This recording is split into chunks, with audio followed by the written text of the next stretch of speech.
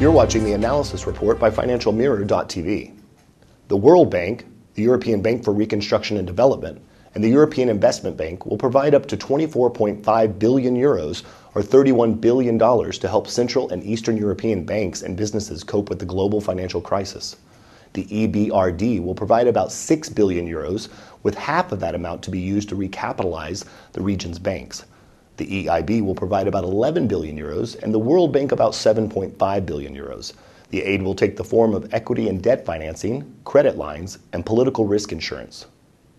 Eastern European nations are struggling to refinance foreign currency loans taken out by borrowers during years of prosperity through 2007, when economic growth averaged more than 5%.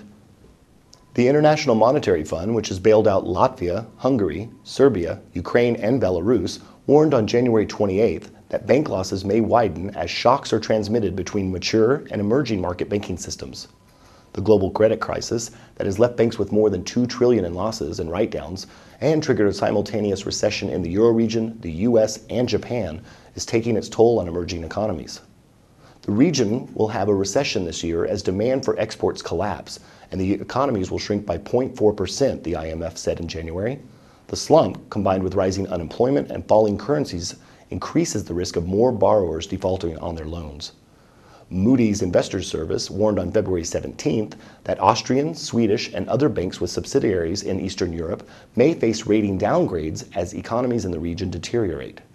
Non-performing loans in the region rose to 8% from 5% through last year, and Standard & Poor's has forecast they may top 25% on average.